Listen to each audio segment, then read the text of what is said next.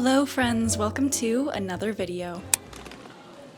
If you don't know me, hi, my name's Tammy. I'm a 24-year-old artist and business owner, but today I'm just a girl. I am so excited for this video. I feel like these past couple of weeks have been so busy for me, not just only work-wise, but socially. Between a bachelorette weekend and celebrating birthdays, I haven't been able to catch my breath on top of such a busy week with work. We finally shipped out all of our coloring book pre-orders, and that was just insane. I was just crashing out all week because things just kept going wrong. And then when I was on the bachelorette trip, we got into a car accident. I'm okay, everyone's okay. Needless to say, I've been a little frazzled. I just need a me day, which is exactly what this video is gonna be. I'm so excited to just work on all of my cozy hobbies with you guys. I want to scrapbook, I want to journal, I want to read, write, sculpt, color, and who knows if I'll even get to half of these things, but that is the goal. I have the whole apartment to myself, and today I want to focus on all the things I've been wanting to do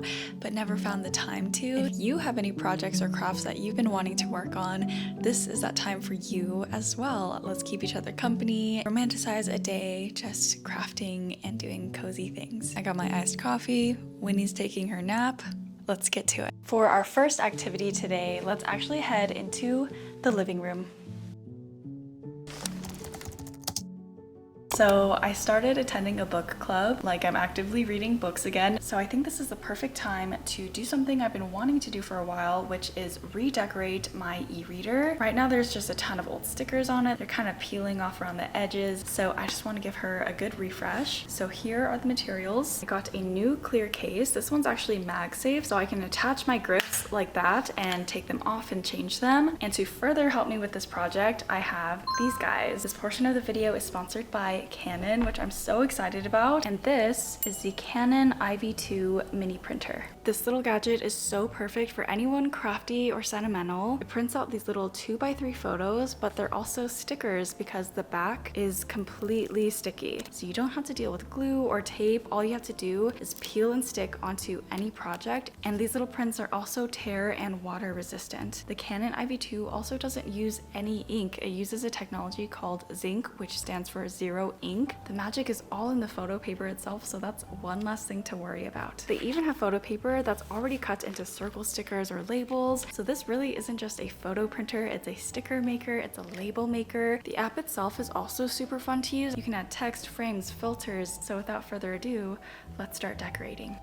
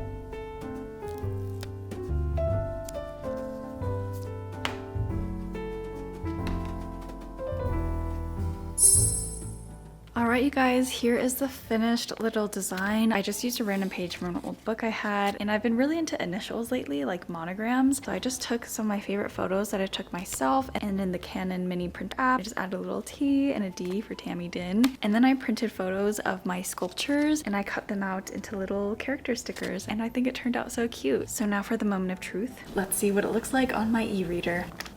And this is what she looks like now. I'm so happy with this. Here's what it looks like without the grip. Still super cute. This was such a fun and easy craft. If you want to check out the Canon IV2 mini printer, you can click the link below. And thank you Canon for sponsoring that portion of the video. Now onto some more crafting.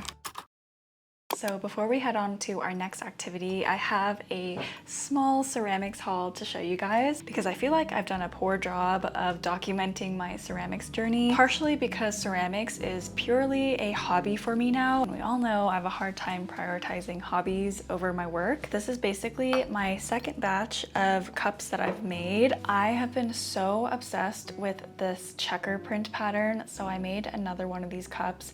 The way I made this is by using my Cricut machine and using the permanent vinyl to just cut out a ton of squares. And when I'm in the studio before I glaze it, I press on all the squares before dipping the glaze. I let the glaze dry and then I peel all the squares off, and that is how I made this design. All of these brown squares is just all the reclaimed clay, and I think it gets a little charred in the kiln and that's why it turns so brown, but I love it. I love the contrast of this so much. So I actually made this mug for my friend's bachelorette, but it didn't come out of the kiln in time. So last week I had to make her a custom little wiener dog sculpture. This is actually what I meant to give her. It was supposed to be one of these mugs. So hard to tell, but I tried to stamp her name on it. I found out the hard way that glaze kind of covers any stamps that you do. Maybe next time I would leave this portion unglazed. Like I said, this was just for fun and I'm still really happy with it. The checker pattern is very tedious though, so I didn't feel like doing it for these. I just did half unglazed and half white glaze. I think they look really cool. This one is by far my favorite. It's very chubby looking. It's very short and squat. I love her so much. I think this is gonna be my new favorite coffee mug. And then this one, I didn't even make myself. I just want to show off. Mr. Uncomfy has been practicing his pottery skills as well. He's trying his hand at making matcha bowls. I think they're called chawans, the bowls where you whisk matcha. Look how even he got the rim. It's so thin and light. He's very good at making bowls. We just chose a yellow for this, and it's actually very tiny. It kind of shrunk in the kiln. I think this will be a perfect little bowl to pour espresso shots into to make my iced coffee because it has a little spout, and that way when I make my lattes, I won't be dripping the espresso all over the counter like this morning. Yeah, this is my little kiln haul. I love these guys so much. If you haven't tried pottery as a hobby, I highly recommend it. There is quite a learning curve. You'll have to find a studio and it can be expensive, but if you have the time and resources, it's probably one of the most gratifying hobbies out there. So yeah, this is my little kiln haul. I just wanted to show you guys that real quickly. Whereas pottery takes a lot of time and resources and you need to have a whole studio for it, sort of on the opposite end of the spectrum is coloring. My desk is actually already filled with all my coloring supplies because I was working on it yesterday. Compared to sculpting, coloring is definitely a new hobby for me. I picked it up around last year. I was just so burnt out from sculpting so much. I needed a paper craft that didn't require too much thinking, but as always, I can make it as extra as I want it to be. So yeah, this is kind of how this hobby started. So here are some of my favorite pages that I've done recently. I did this one, which is a greenhouse scene. This one, which is actually a ceramic studio scene. I use coloring as practice for color theory, and it's also low-key exposure therapy. If you're like me, you have a hard time making decisions, and whenever you do make decisions, it causes decision fatigue. Like, I get so tired from making choices, but that's like my whole job is making decisions every single day. Sometimes I don't feel like planning out a whole page. I just have to choose a color and stick with it and be satisfied with whatever outcome, because it's not the outcome that's important. It's actually just the act of creating in itself. The reward is not the validation, it's the creation. So this is the reward. If you feel intimidated by coloring, I highly recommend it. I can say it's 10 times easier than sculpting. Okay, that's not true. It's a lot more accessible than sculpting is, I would say. So like I said, I was coloring yesterday too, and I'm finishing up this page, which is a day in the rice paddy. Supplies you'll need for coloring: a coloring book of your choice, coloring utensils of your choice. I personally like alcohol markers. I think they are the superior tool for coloring because it's so satisfying and it makes the process go a lot faster. These are the Ohuhu brand, but I think you could use almost any marker. And then this is optional, but I always like to put a piece of paper behind my coloring sheet because even though this paper is on the thicker side, alcohol markers are juicy, so they might bleed through. And then I also like to have a fun little binder clip just to hold the page down flat. that, like that. And that's pretty much all you need. Okay, I'm gonna start coloring now. Oh my gosh, my lunch just got delivered. I decided to treat myself to takeout because it's a me day.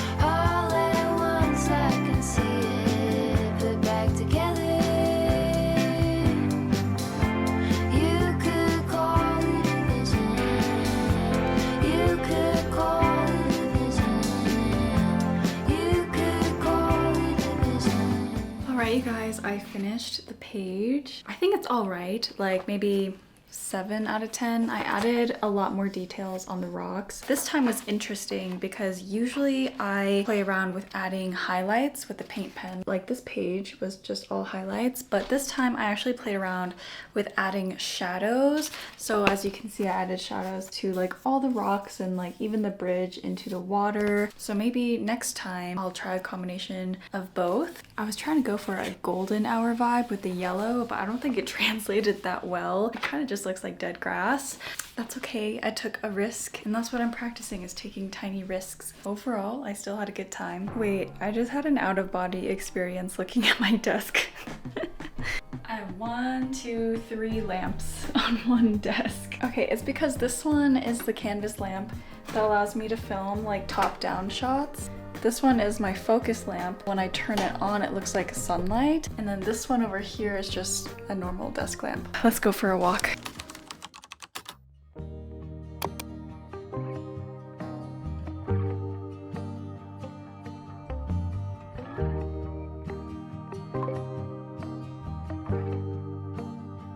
Hello, so I'm outside now. It's about 3 o'clock. This is around the time where I'm like, I need to go outside and touch some grass, literally. Throughout this clip, you're gonna see me getting distracted by Winnie because she keeps trying to eat all these sticks. I like to have her out here so she can just get used to being outside and observing all the smells and the noises and people walking by. She's been getting pretty good at that. I'd say a more recent development in my life is this desire to get better at writing. I feel like it's a part of the process that's super important for my videos that I don't really talk a lot about, is the script writing for all my voiceovers, especially for my short form content on Instagram and TikTok. I do a lot of voiceovers as opposed to YouTube. This is all off the cuff. I'm just talking to you guys like we're on FaceTime.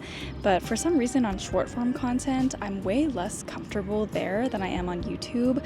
So I feel the need to have it be super professional, at least from a storytelling standpoint. Like, it has to have a hook, it has to have a purpose, a conclusion, it has to give value all in a minute. That's something that I've been trying to work on, is writing more so that I can post more, because I actually haven't been posting storytelling type of content on Instagram for a while now. It's what I started off with. I think a lot of people have a hard time starting on social media, but for me that wasn't ever the issue. I feel like when I look back on 19-year-old Tammy, she was so much more carefree than I am now. Or maybe she wasn't carefree, but maybe past Tammy had less to lose. I hadn't built anything yet, so I could just say whatever I wanted, but it's different. Now there's a lot more pressure to make good art, when in reality I'm still just like a 20-something-year-old girl trying to figure things out. Regardless, I need to get better at writing. What I've been doing is, whenever I do outside time with Winnie, I usually try to write a script. Even if it's something that I never end up posting, I'm practicing the skill